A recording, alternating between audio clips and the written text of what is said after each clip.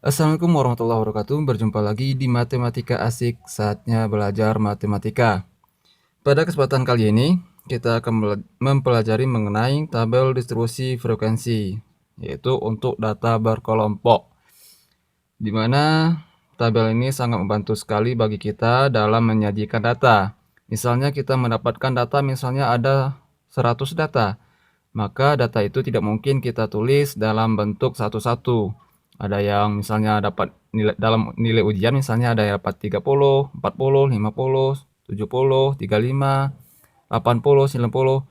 Tidak mungkin kita tulis satu-satu. Maka tabel distribusi frekuensi data berkelompok ini sangat membantu kita dalam menyajikan data dengan efektif atau mudah untuk dibaca dan mudah untuk didalami informasi yang didapatkan.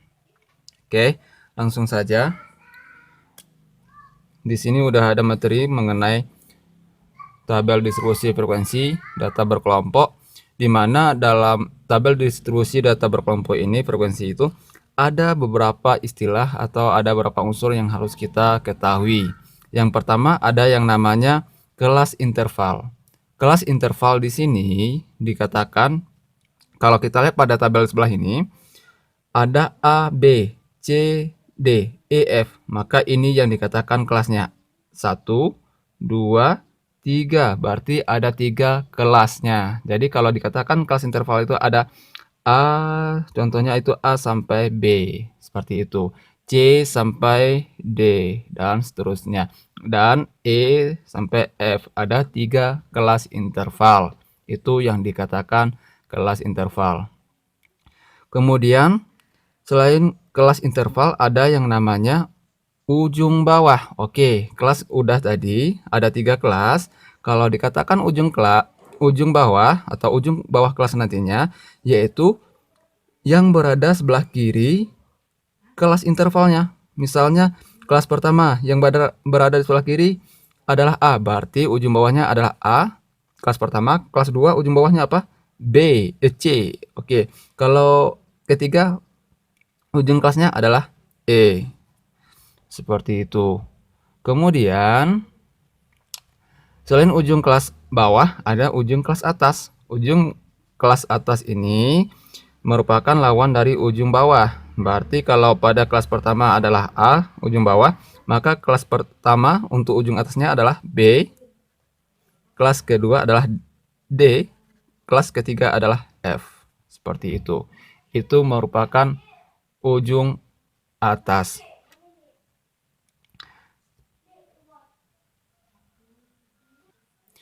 Kemudian yang keempat itu ada yang namanya batas bawah. Batas bawah itu kita bisa menggunakan, yaitu berhubungan dengan ujung bawah ini, berhubungan dengan ujung bawah. Berhubungan dengan ujung bawah, di mana batas bawah itu cara untuk mendapatkan batas bawah, hanya misalnya batas bawah kelas pertama cukup kita kurangi dengan 0,5, berarti A dikurang dengan 0,5. Seperti itu, dikurangi dengan 0,5. Kalau batas bawah kelas kedua berarti C dikurang dengan 0,5. Seperti itu. Lalu bagaimana dengan ada yang kelima itu ada yang dinamakan batas atas. Jadi kalau batas atas itu berhubungan dengan ujung atas. Oke, berhubungan dengan ujung atas.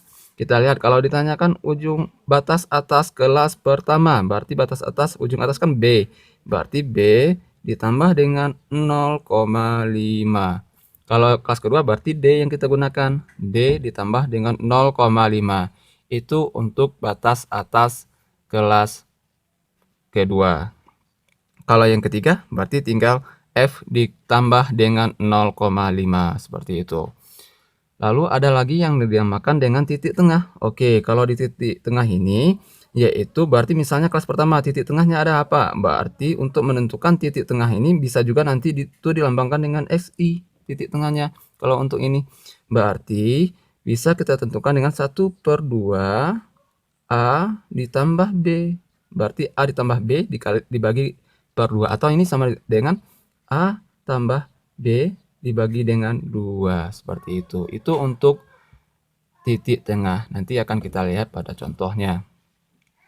Kemudian selain di sini ada yang terakhir itu ada yang namakan panjang kelas. Oke, panjang kelas itu misalnya A ke B itu panjangnya berapa seperti itu. Untuk menentukan panjang kelasnya cukup kita lihat ujung bawah kelas pertama dengan kelas kedua dengan ujung kelas pertama. Oke, caranya cukup C kita kurangi dengan A. C kurangi dengan A atau E kurang C boleh juga pada ujung kelas. Berarti kelas kedua, ujung kelas bawah kelas kedua dikurangi dengan ujung bawah kelas pertama. Seperti itu. Itu merupakan untuk panjang kelas. Oke.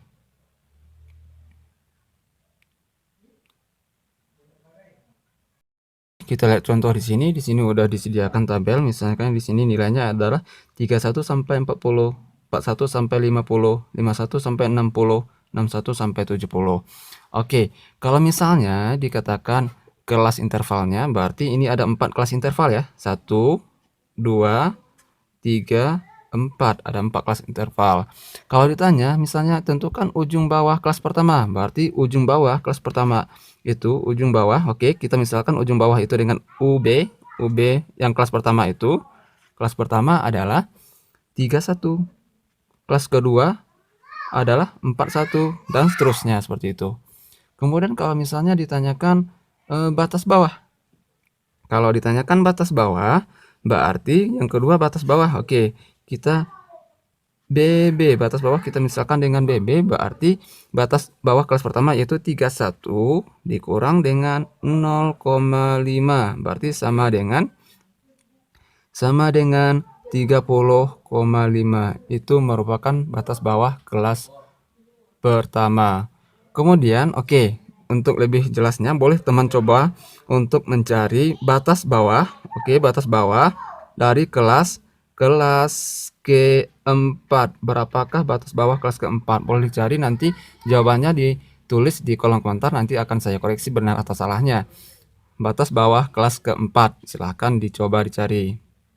Oke, kemudian ada lagi misalkan ditanya batas atas. Kalau ditanya batas atas berarti BA ya, kita misalkan batas atas itu sebagai BA, maka jadinya batas atas kelas pertama. Oke, batas atas kelas pertama kan 40. Berarti 40 kalau batas atas tadi ditambah 0,5 sama dengan 40,5. Seperti itu. Itu merupakan batas atas. Kalau ditanyakan panjang kelas, oke, panjang kelas itu kita misalkan dengan P. P itu berarti sama dengan kita ambil batas bawah ujung bawah kelas kedua dengan pertama, berarti 41 dikurang dengan 31 sama dengan 10. Berarti panjang kelasnya sama dengan 10. Seperti itu. Lebih kurang seperti itu untuk membaca data-data yang dalam data distribusi frekuensi berkelompok. Itu informasinya. Kemudian ada F ini, maksudnya F yaitu banyak orang atau banyak siswa, banyak data. Misalnya 31 sampai 40 itu ada 3 orang siswa nantinya yang mendapatkan nilai antara 31 sampai 40. Kalau 41 sampai 50 berarti ada 2 orang siswa dan seterusnya seperti itu. Itu untuk frekuensinya. Oke. Untuk tabel distribusi frekuensi itu bukan langsung jadi, bukan langsung bisa kita bikin secara manual. Hanya saja ada langkah-langkah yang harus kita patuhi untuk membuat tabel data distribusi frekuensi data berkelompok ya. Di sini ada beberapa langkah yang harus kita lakukan kalau kita mau menyusun tabel distribusi data berkelompok. Langkah yang pertama itu kita tentukan ranknya, berarti dari data yang kita dapatkan, misalnya dari ada 50 data, maka kita tentukan nilai X-mark-nya. Berarti maksudnya X-mark di sini nilai yang tertingginya. Berarti misalnya kalau nilai ulangannya yang tertinggi misalnya ada 100, kita tulis berarti 100 yang kita gunakan X-mark-nya yang tertinggi. Dikurang dengan X-min-nya. X-min itu data terendah. Data terendah itu dari data yang kita dapatkan, maka kita cari data terendahnya. Kemudian setelah kita menentukan ranknya atau jangkauannya, kita tentukan banyak kelasnya. Banyak kelas itu kita misalkan dengan K, di mana banyak kelas itu rumusnya K sama dengan 1 ditambah dengan 3,3 dikali dengan log N. N di sini merupakan banyak data yang kita dapatkan. Kalau 100 data berarti N-nya 100. Kalau 40 berarti N-nya 40, seperti itu. Log N ini boleh kita gunakan dengan kalkulator biar lebih mudah. Oke. Setelah menentukan log N, sekarang kita lanjutkan. Setelah menentukan kelasnya, kita harus juga menentukan panjang kelasnya. Seperti sebelumnya kan ada di dalam tabel distribusi frekuensi itu ada panjang kelas, berarti kita harus menentukan panjang kelas. Panjang kelas itu kita misalkan dengan P. Pemisalannya boleh aja nanti berbeda-beda, hanya saja caranya tetap sama. Oke, panjang kelas P sama dengan R, atau R itu merupakan rank tadi, atau jangkauan. Hasil R itu kita bagikan dengan K, banyak kelasnya. Kita bagikan dengan K, banyak kelasnya, seperti itu. Kemudian setelah kita tentukan banyak kelas dan panjang kelasnya, kemudian kita tentukan ujung bawah pertama. Untuk menentukan ujung bawah pertama kelas itu kita gunakan X min, atau data yang terkecil dari data yang kita dapatkan, seperti itu. Kemudian yang kelima, tinggal kita bikin tabelnya, kemudian kita masukkan ke dalam kelas-kelas interval berdasarkan panjang kelas dan banyak kelas yang kita buat, seperti itu. Itu langkah-langkahnya untuk menyusun data berkelompok.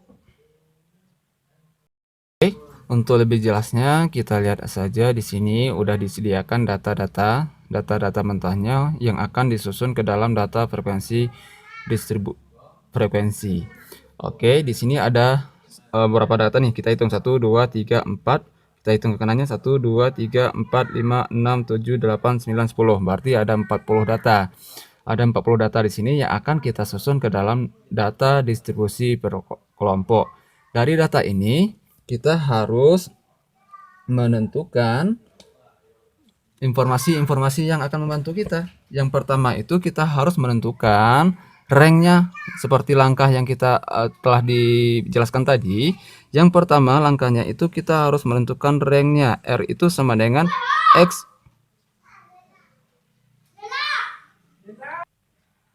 Oke, dimana ranknya tadi R ya, atau jangkauan itu X min, X max, maaf, dikurang dengan X min. Jadi di sini kita harus menentukan nilai dari data-data ini, kita menentukan yang tertingginya. Jadi kalau kita menentukan yang tertinggi di sini adalah 95. Oke, 95 ini merupakan yang tertinggi. Oke, 95 merupakan yang tertinggi. Kemudian yang terendahnya berarti sama dengan X max sama dengan 95 dikurang dengan yang terendahnya. Selain yang terendah itu bukan 65 tetapi ada 61. Selain 61 itu tidak ada lagi yang lebih rendah dari 61. Berarti 95 dikurang dengan 61 sama dengan 34. Oke, setelah kita mendapatkan ranknya, kita harus menentukan banyak kelasnya. Berarti yang kedua itu kita menentukan banyak kelas. K sama dengan seperti rumus tadi, 1 ditambah dengan 3,3 dikali dengan log N. Log N itu berarti banyak data tadi yang kita dapatkan itu adalah 40. Sama dengan 1 tetap tambah dengan 3,3 dikali dengan log 40 itu boleh dicek pakai kalkulator biar menggunakan kalkulator, yaitu hasilnya itu 1,6021 seperti itu. Setelah mendapatkan log N tinggal kita kalikan aja. Berarti sama dengan 1 ditambah dengan 3,3 dikali dengan 1,6021 ini, berarti hasilnya adalah 5,286868 ini. Setelah mendapatkan ini, maka tinggal kita tambahkan. Jadi 1 tambah 5,28 ini sama dengan 6,2868. Oke, setelah mendapatkan ini bisa kita bulatkan menjadi ke atas. Ini boleh kita bulatkan menjadi 6 atau 7. Berarti banyak kelas yang akan kita gunakan nanti bisa 6 atau 7. Tergantung dengan data yang kita miliki. Tergantung data yang kita miliki nanti setelah kita buat tabelnya, apakah semua data ketika kita menggunakan 6 kelas, apakah semua datanya telah masuk ke dalam semua kelas. Kalau masih ada yang belum, maka kita gunakan 7 kelas. Seperti itu. Itu untuk kelas. Kemudian selain kelas kita juga harus menentukan panjang kelas. Oke, kita harus menentukan panjang kelas. Oke, kita geser. Kita harus menentukan panjang kelas. Kita harus menentukan panjang kelas. Panjang kelas yang ketiga itu ada yang namanya panjang kelas. Panjang kelas rumusnya adalah rank dibagi dengan banyak kelas R per K.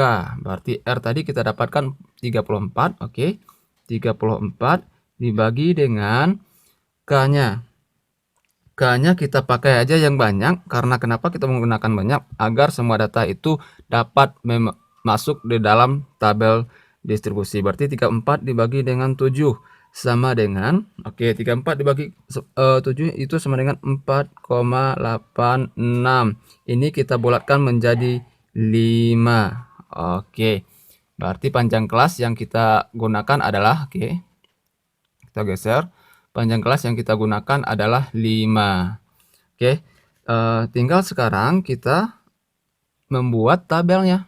Bagaimana cara membuat tabelnya? Dengan banyak kelasnya 7, kemudian panjang kelasnya 5. Oke, kita bikin di sini tabelnya. Oke. Di sini ada nilai atau nilai ujian atau terserah nantinya nilai tergantung informasi yang kita dapatkan. Kemudian di sini bisa kita gunakan untuk turus.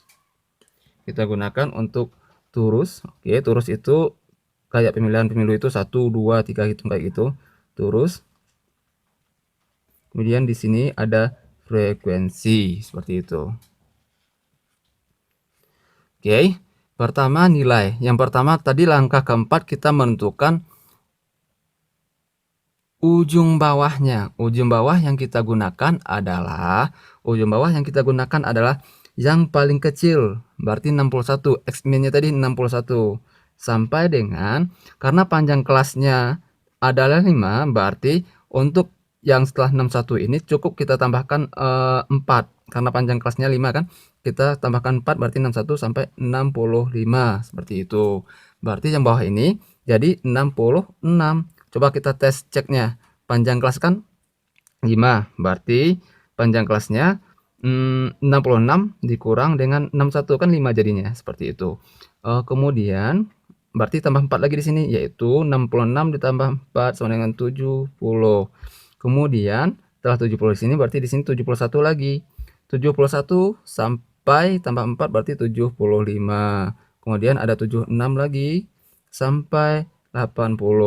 Kemudian ada 81. 81 kan 80, berarti dimulai 81 lagi. 81 sampai 85. Kemudian ada 86 sampai 90. Seperti itu. Berapa kelas baru? 1, 2, 3, 4, 5, 6. Baru 6 kelas, berarti masih ada 1 kelas lagi yang harus kita bikin. Berarti 91 sampai 95. Oke, udah mencakup pas sampai nilai tertinggi. Berarti semua data yang ada di dalam data kita dapatkan itu akan tercover dalam tabel distribusi frekuensi. Oke, selanjutnya kita harus melihat nilai 61 sampai 65 ini ada berapa buah. Berarti kita cek ya. 61 sampai 65 itu ini 1, oke. Kemudian 61 sampai 55, oke, 2. Oke, 67 bukan. 91, 67 bukan. Oke, apalagi? Bukan. Oke, 65, 3, 4. Oke. Cuma 4 buah. Berarti kita tulis 1, 2, 3, 4. 4 tulis terusnya. Kemudian kita tulis di sini 4. Kemudian begitu juga 66 sampai dengan 70. 66 sampai 70 itu dapat berapa? Berarti kita hitung 66 sampai 70, berarti 72 bukan? Oke, ini termasuk 66 sampai 70 kan 67 masuk 1. Oke, kita kasih tanda silang biar mudah kita hitung nantinya. 82 bukan, 72. Oke, ini juga masuk 72. Oke, lanjut 70. Oke, masuk 3. 75 bukan. Oke, 68 masuk 4. Kemudian ada 69. Oke. 5, 6, 7, 8, 9. Oke, berarti ada 9. 1, 2, 3, 4, 5, 6, 7, 8, 9. Seperti itu. Berarti ada 9. Jadi kalau kita cari lagi, maka untuk yang 71 sampai 75 ini ada 11. Ada 11. Boleh dicek nantinya. Boleh dicek soal nantinya. Betul nggak? Kalau 71 sampai 75 itu banyak yang termasuk 71 sampai 75 itu ada 11. Tuh, 2, 3, 4, 5. Tuh, 2, 3, 4, 5, 11. Oke. Kemudian yang 76 sampai 80. 76 sampai 80 itu ada 2. Ada 2, berarti kita tulis 2. Kemudian 81 sampai 85 itu ada 4. Oke, nanti boleh dicek ya, nanti boleh dicek. Ada 4, berarti di sini kita tulis 4. Kemudian untuk 86 sampai 90. 86 sampai 90 itu ada 7. 1, 2, 3, 4, 5, 7. Oke, 7. Kemudian ada lagi 91 sampai 95. 91 sampai 95 itu ada 3. Tuh, 2, 3. Ada 3 buah. Oke, seperti itu. Untuk melihat apakah semua data udah tercover atau belum, boleh kita jumlahkan frekuensinya. Udah 40 kan? Tadi data yang kita dapatkan 40. Apakah semuanya udah 40 frekuensinya? Oke, kita tambahkan. 4 tambah 9 sama dengan 13. Tambah 13 tambah 11 sama dengan 24. 24 tambah 2, 26. 26 tambah 4 sama dengan 30. 30 tambah 7 sama dengan 37. 37 tambah 3 sama dengan 40. Berarti udah pas. Berarti udah membentuk tabel distribusi frekuensi data berkelompok. Seperti itu. Ini merupakan tabel distribusi data berkelompok. Oke, karena udah pas 40, udah benar tabelnya, maka tabel ini bisa kita sederhanakan penulisannya seperti ini. Oke, saya taruh di sini ya. Cara penulisannya bisa kita sederhanakan, jadinya nilai. Jadi untuk Torus ini tinggal kita hapus saja. Torus ini untuk membantu kita mendaftarkan semua data-data yang ada dalam tabel ini. Berarti kita bikin nilai. Oke. Di sini tinggal frekuensi.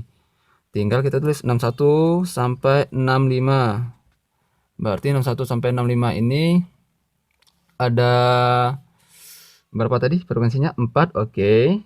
Kemudian 66 sampai 70 ada 9.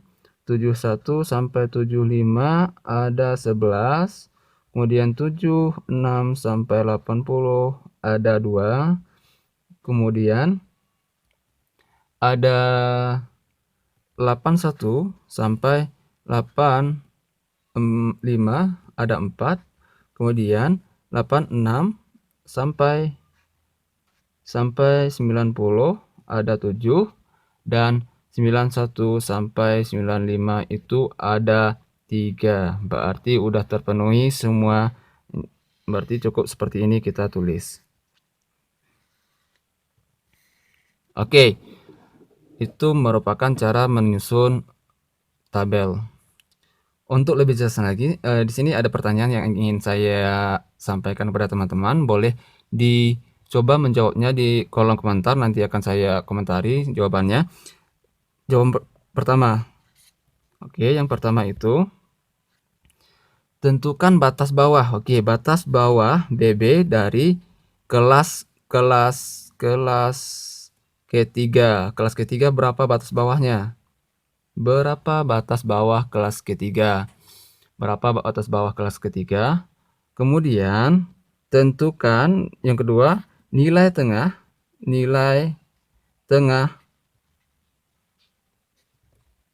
dari kelas apa ya? Kelas keempat. Kelas 4 berapa nilai tengahnya? Cukup itu aja.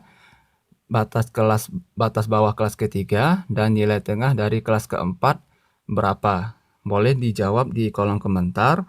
Nanti akan saya komentari apakah udah betul atau salah. Oke. Sampai di sini pertemuan kita mengenai tabel distribusi frekuensi data berkelompok. Apabila teman-teman semuanya ada pertanyaan yang ingin diajukan, boleh ditulis di kolom komentar. Insya Allah nanti saya akan jawab pertanyaannya. Apakah udah bisa atau ada kebingungan, silakan ditulis di kolom komentar pertanyaannya. Dan saya ingatkan lagi, boleh dicoba biar lebih ngerti, boleh dicoba soal-soal yang tadi saya sisipkan di dalam video ini. Boleh dicoba jawabannya bagaimana jawabannya, boleh dicoba. Nanti akan saya nilai atau saya koreksi dari jawaban-jawaban teman-teman berikan. Oke, sampai di sini video pada kali ini. Sampai jumpa di video selanjutnya. Semoga bermanfaat. Assalamualaikum warahmatullahi wabarakatuh.